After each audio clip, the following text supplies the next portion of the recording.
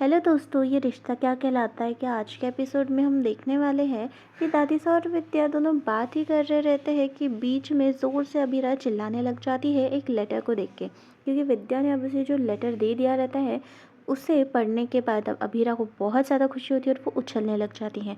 वहीं पर विद्या बोलती है कि आखिर ऐसा क्या हो गया जो तुम इतना उछल रही हो। वही अबीरा उसे डांट लगाती है विद्या को कि आखिर ये लेटर मुझे पहले क्यों नहीं दिया गया, और फिर वो रीज़न बताती है उसकी उछलने की।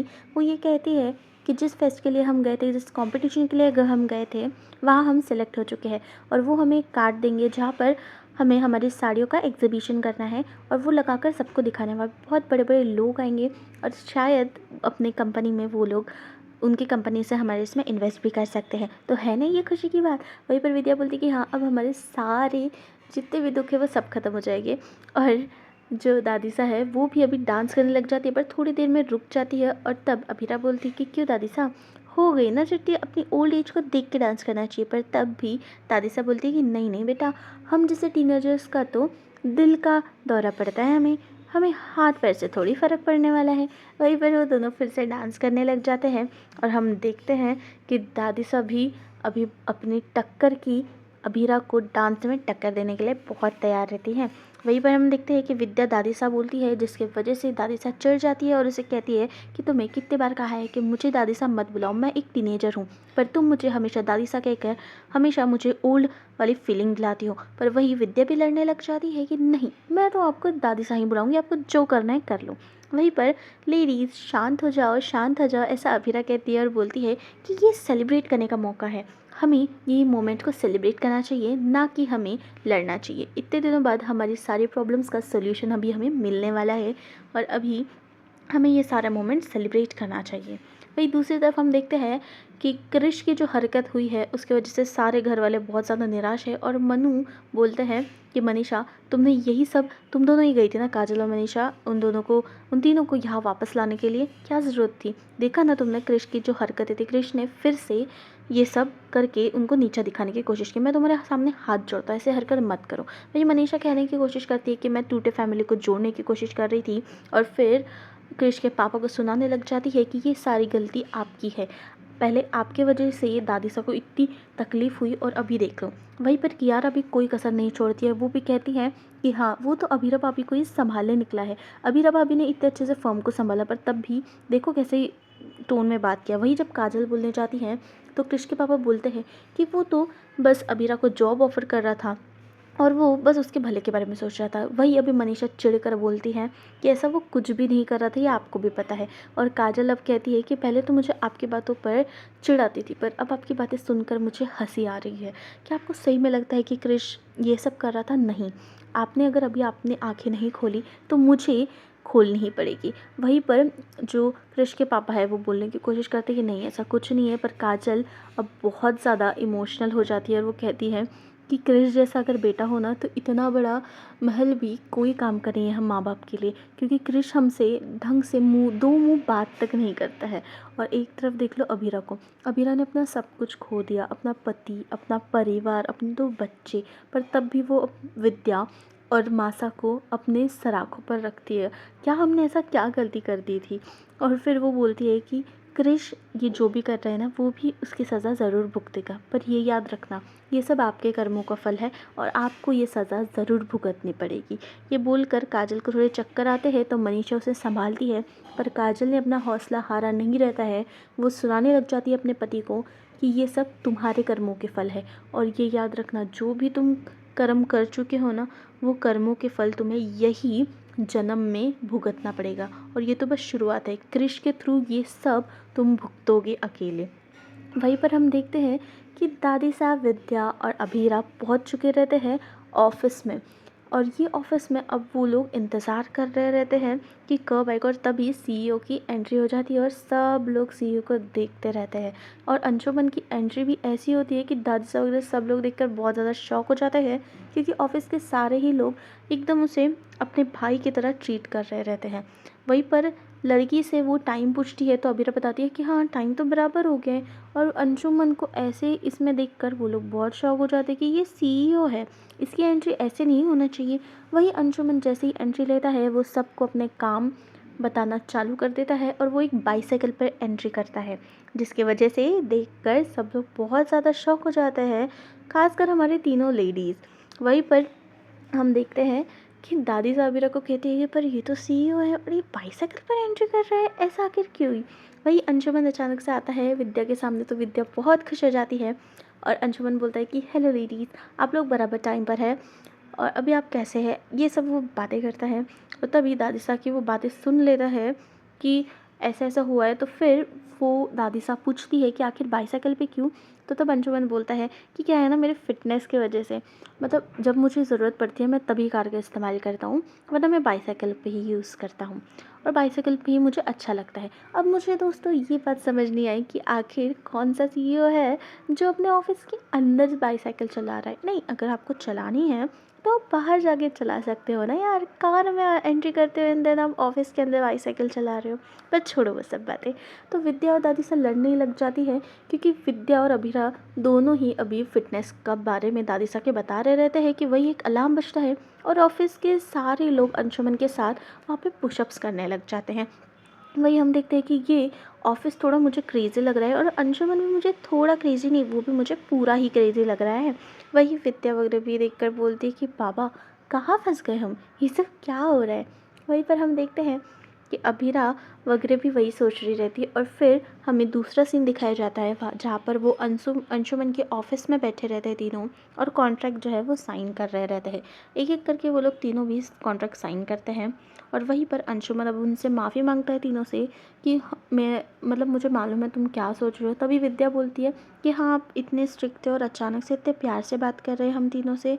तो तब अंशुमन हंस के बोलता है कि ये तो बस आप लोगों का एक टेस्ट था और वैसे भी मैं देखना चाहता था कि आप कितने पैशनेट हो अपने काम को लेके, और अगर स्ट्रिक्ट बिहेवियर भी मैं दिखाता हूँ तो आप लोग कैसे रिएक्ट करोगे, मुझे ये सब देखना था। वैसे सॉरी लेडीज़ अगर आप लोगों को बुरा लगा हो। और विद्या को भी वो अलग से सॉरी बोलता है, क्योंकि आपने मुझे क्रिश के एंगेजमेंट में अप्रोच किया था एंड मैंने मेरे बिहेवियर की वजह से, मतलब थोड़ा स्ट्रेस तो होता है ना सबको, उसकी वजह से आप पे चिल्ला दिया था। बट आपको उस बात का बुरा मानने की कोई ज़रूरत नहीं है, मैं दिल से आपको सॉरी बोलता हूँ। और ये बात बोलने के बाद अंशुमन अब उनको बोलता है कि लेडीज़ 3 दिन बाद आपकी साड़ियों का एग्जीबिशन जो है वो होगा और वहाँ पे बड़ी बड़ी कंपनीज आएगी और आप मुझे अपना बेस्ट दो तो मैं आप बहुत बड़ा सम अमाउंट जो है आपके इसमें स्पॉन्सर के लिए करूँगा। वहीं पर तीनों ये बात सुनकर बहुत खुश हो जाते हैं और वो जाने लग जाते हैं कि तभी जो अबीरा है वो फ़ाइल लेती है और उसके बाद उसे अचानक से याद आता है, तो वो वापस आती है अंशुमन के पास और वो बोलती है कि क्या हमने जो आपको साड़ी दी थी क्या वो हमें वापस मिल सकती है करके। वही अंशुमन बोलता है कि नहीं, बट फिर वो मजाक कर रहा रहता है और कहता है कि मैं तो बस मजाक कर रहा था, ये लो आपकी साड़ियाँ। वही दूसरी तरफ हम देखते हैं कि अरमान मायरा का शेड्यूल लेकर आ जाता है और हम देखते हैं कि मायरा जो है वो बहुत ज़्यादा डांस में अपनी बहुत ज़्यादा पैशनेट दिखती है। वहीं पर अरमान कंप्लेन करता है कि मायरा ये तुमने कैसा शेड्यूल बनाया है, इसमें तो बस डांस ही है, क्या तुम सुबह से रात तक डांस ही करते रहोगी, ना पढ़ाई है, ना खाना है, ना सोना है। तो तब मायरा बोलती है कि हाँ मैं सुबह से रात तक डांस ही करूँगी और वो म्यूज़िक लगा देती है और वो बोलती है कि पापा आओ ना आप भी मेरे साथ डांस करो, और वो अरमान को भी ज़बरदस्ती खींच लेती है उसके साथ डांस करने के लिए। जहाँ पर ये दोनों डांस करते दिखते हैं वहीं पर हमारी दूसरी तरफ तीनों लेडीज़ बहुत ज़्यादा खुश होती है कि उन्हें ये मौका मिल चुका है और तीनों की तीनों हमें डांस करते हुए दिखाई देती है। ये मोमेंट जो है वो लोग बहुत अच्छे से इन्जॉय करते हैं। पर देखते ही देखते उनकी खुशियों पे फिर से ग्रहण लग जाता है, क्योंकि उनकी लाइट चली जाती है। वहीं पे दादी सा कमेंट करती है कि देखो ना, हमसे जो बिजली है वो भी शर्मा जाती है, देखो कैसे रूठ कर फिर से चली जाती है रात में और आने का नाम ही नहीं लेती। वहीं पर अबीरा कहती है कि अब तो ये बिजली भी हमें रोक नहीं सकती दादी साहब, क्योंकि हम तो वैसे ही डांस करेंगे, क्योंकि अभी हमें कुछ ज़रूरत ही नहीं है। वहीं पर उसे बाजू वाली आंटी आवाज़ देती है तो वो चली जाती है और दादी साहब बोलती है कि जब हमारे पास थोड़े से पैसे आएंगे तो हम सेंटेड वाली जो है वो मोमबत्तियाँ लेंगे। वहीं पर विद्या कहती है कि हाँ हाँ।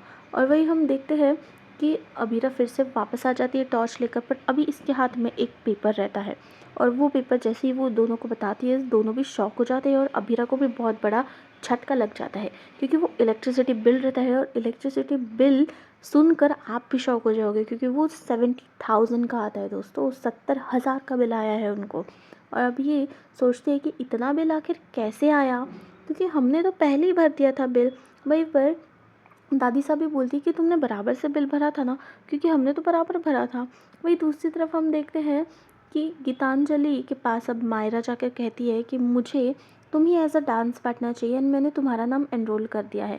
फिर वो पापा के पास बोलते हैं पापा मैंने सही किया ना, तो अरमान तो उसकी बातों में हाँ ही लगाता है, क्योंकि उसे मायरा के साथ डांस करने में कोई इंटरेस्ट नहीं रहता है, और एज एन कॉम्पिटिशन में तो बिल्कुल भी नहीं। वही मायरा को गीतू बोलती है कि मैं बहुत ज़्यादा बिज़ी हूँ और वो कंपटीशन एंड ऑल ये सब मुझसे नहीं होता है मायरा, तुम सुनो मेरी बात। पर मायरा जो है वो नहीं सुनती है, और गीतू फिर मायरा को बोलती है कि एक काम करो, तुम ना तुम्हारे पापा को बोलो, वो तुम्हारे साथ आ जाएंगे and as a dance partner वो उनको तुम लेके जा सकती हो। वही अरमान मायरा को घूरता है और सोचता है कि नहीं नहीं, मुझे कुछ ना कुछ तो करना पड़ेगा। नहीं नहीं नहीं, मैं नहीं कर सकता ये, और ज़ोर से उठकर नहीं चिल्ला देता है।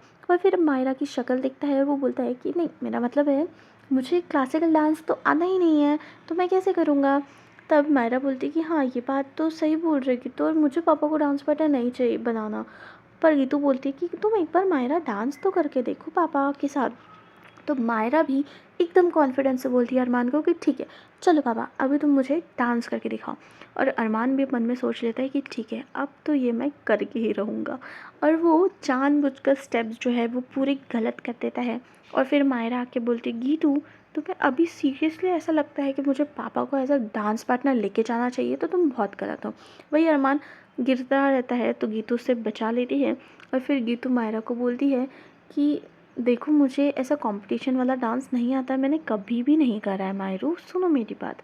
वही दूसरी तरफ लाइट के जाने से अब बहुत ज़्यादा गर्मी हो जाती है।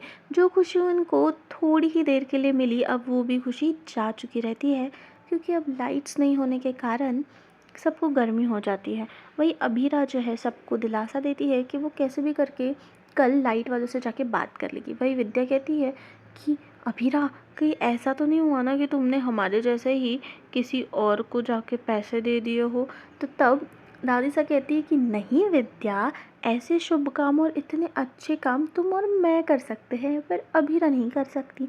वही अबीरा कहती है कि मैंने तो हमेशा की तरह ऑनलाइन ही पेमेंट्स करे थे, तो मुझे नहीं लगता उसमें कोई फ्रॉड वगैरह कुछ आया है। पर अभी देखते, हो सकता है कि हमें गलत बिल भेज दिया हो उन लोगों ने। पर ठीक है ना लेडीज़, आप लोग भी टेंशन मत लो, मैंने कहा ना कि मैं कल देख लूँगी। वही विद्या कहती है कि हाँ हाँ देखते हैं अभी कल क्या होगा, और फिर से दादी सा को चिढ़ाने लग जाती है, और दादी सा और विद्या फिर से लड़ाई करने में लग जाते हैं। वही दूसरी तरफ अबीरा उन्हें शांत करके बोलती है कि कोई नहीं, हम कर लेंगे। वही दादी सा याद दिलाती है कि 3 दिन में जो फेस्ट है वो कैसे करेंगे, और दादी सा विद्या को चिढ़ाती है तुम्हें तो वैसे भी कुछ नहीं दिखने वाला, दिन में ही नहीं दिखता और अभी तो अंधेरा है। वही नेक्स्ट प्रोमो में हम देखते हैं कि अंशुमन हाथ पकड़ लेता है अबीरा का, और दादी सा और विद्या बहुत ये मोमेंट एंजॉय करते हैं, और अरमान के हाथ चिट्ठी लगती है कि मायरा को जाना है उदयपुर। वही अबीरा को ऐसा लगता है उसकी ज़िंदगी संवरने वाली है, तो अरमान वापस से अपने पास्ट में जाता है सिर्फ मायरा के लिए।